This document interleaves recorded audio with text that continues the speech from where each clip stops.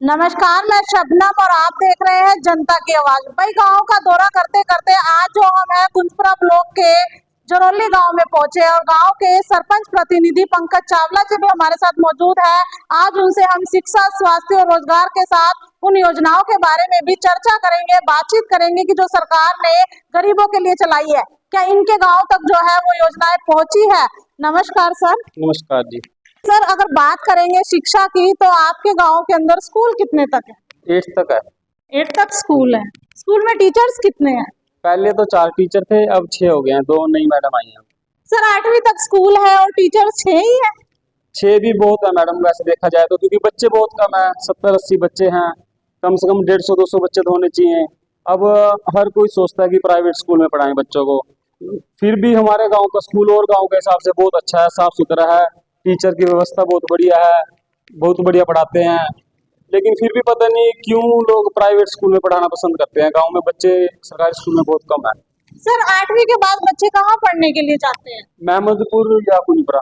Sir, आपके गांव में रोडवेज बसें आती है? सरकार ने जो रोडवेज बसें चलाई थी वो आपके गांव तक पहुंच रही है? हाँ जी, पहले तो 5 टाइम आती थी, दिन में 5 बार थी, और अब 3 बार आती है। भाई, पहले तो 5 टाइम आती थी बस, लेकिन अब बात करें तो अब रोडवेज बस जो है 3 टाइम में आती है। ऐसा क्यों? बस कई बार जीएम साहब से बात हुई है, विधायक जी ने भी की थी बात, वो कह रहे हैं कि सवारी पूरी नहीं होती इसलिए नहीं आती कुछ। ये अब कुंजपुरा में 5 इलेक्ट्रिक बस चली है ना, इसके कारण भी सिस्टम नहीं बन रहा है कुछ। विधायक कौन है यहाँ? श्री राम कुमार कश्यप जी। अच्छा, उनसे मिलने हो आप? हाँ जी, मिले हैं कई बार। तो ऐसे में दिक्कतें नहीं आती बच्चों को स्कूल जाने में? जैसे कि बसें भी टाइम पे नहीं आती तो बाहर जाने में दिक्कतें नहीं आती गाँव? दिक्कत तो होती है दिक्कत तो, फिर भी बस करते हैं गांव वाले, क्योंकि जीएम साहब से भी कई बार बात कर चुके हैं इस बारे में। तो वो कह रहे हैं हमारा सिस्टम नहीं सही बनता, अभी सवारियों का ऐसा ऐसा करके हो जाएगा। बात करें स्वास्थ्य की तो सर, सामुदायिक स्वास्थ्य केंद्र है आपके गाँव में? नहीं, हमारे गांव में स्वास्थ्य केंद्र नहीं है, समुदाय के अंदर। तो गाँव वासियों को इलाज के लिए कहाँ जाना पड़ता है अगर इमरजेंसी आ जाए कोई? कुंजपुरा। सर, कुंजपुरा तो दूर पड़ता है यहाँ से। बस फिर कुंजपुरे जाते हैं जी यहाँ से, या फिर गांव में जैसे सिर दर्द की, बुखार की, इमरजेंसी की दवाई तो मिल जाती है घर पे, नहीं तो फिर कुंजपुरे जाना पड़ता है। सर, बात करें रोजगार की तो कितने युवाओं को रोजगार मिला आपके गाँव से? मैडम, हमारे गाँव में लगभग 8 से 10 बच्चों को रोजगार, गवर्नमेंट जॉब लगी है हमारे गाँव में। 9.5 सालों में? हाँ जी। तो ज्यादा ही रोजगार नहीं दे दिया सरकार ने? पता ही नहीं जी, मतलब 8, 9, 10 बच्चों को मिला है हमारे गांव में रोजगार। पहले नहीं मिलता था, पहले मतलब सिफारिश होती थी, पैसा लगता था। अब हमारे गांव में जो जॉब लगी है, बच्चों की नौकरी लगी है, बिना मतलब भेदभाव के लगी है। कुम्हार, सैनी, बिना खर्ची बिना पर्ची के लगी है? बिना खर्ची बिना पर्ची के लगी है हमारे गांव में। जो हमने अब तक के अपने मतलब जब से हमने होश संभाला तो इन 9.5 सालों में 8-10 नौकरी लगी है, गरीब परिवार की लगी है। वोट कितने हैं आपके गाँव? 1250 वोट है। 1250 वोट है, तो युवा कितने होंगे? युवा भी होंगे लगभग 200-250। अच्छा, 200-250 में से क्या सिर्फ इतनों को ही नौकरी मिली है? मैं तो ये मानता हूँ कि जो है तो कम, सबको मिलनी चाहिए, लेकिन फिर भी पीछे के हिसाब से तो 10 नौकरी हमारे गांव में लगी, हमारे को तो बहुत अच्छा लगा। सर, शिक्षा, स्वास्थ्य और रोजगार के साथ छतें भी जरूरी होती है। आपके गांव में कितनी कड़ियों वाली छतें हैं? कच्ची छतें कितनी है? हमारे गांव में लगभग 300 मकान है, जिनमें से 100 के करीब कड़ियों वाली छतें होंगी। ऐसी भी होंगी जो जर्जर हालात में है, टूटे फूटे घर है, कच्चे घर है, कब ढह जाए कुछ नहीं पता। जर्जर हालात में कितने हैं?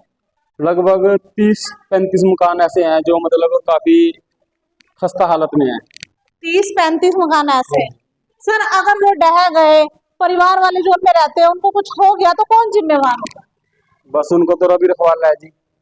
सर, सरकार ने तो आवास योजना चलाई थी कि 2022 तक सबकी छतें पक्की हो जाएंगी, फिर ऊपर वाले पर क्या?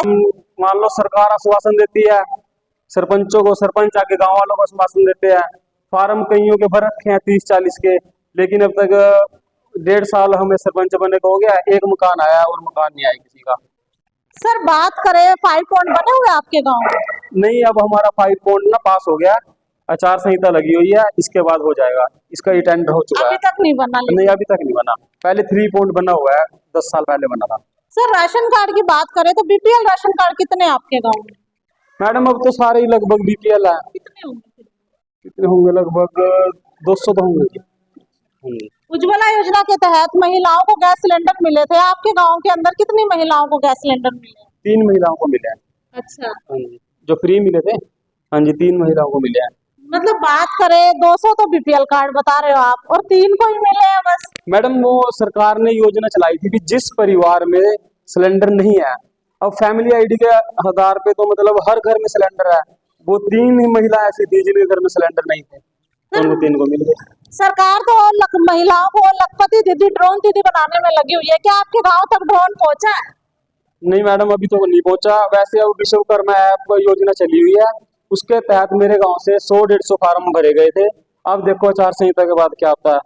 भाई, विश्वकर्मा योजना के जो है फार्म भरे गए थे, और सरकार जो है वायदा कर रही है लखपति महिलाओं को लखपति दीदी, ड्रोन दीदी बनाने का संकल्प ले चुकी है। बात करें ड्रोन की, तो ड्रोन जो है इनके गांव तक ही नहीं पहुंचा। सर, इतनी सारी दिक्कतें हैं, जो योजनाओं का लाभ है वो गरीब जनता को नहीं मिल रहा है, लेकिन सरकार तो भारत को विकसित बनाने में लगी हुई है, तो ऐसे में विकसित बन पाएगा भारत? देखो मैडम, सरकार कोशिश कर रही है, अब सबके सहयोग से होगा ये। बाकी मोदी जी, हमारे सीएम, पूर्व सीएम खट्टर साहब सब कह रहे हैं कि विकसित भारत बनाएंगे।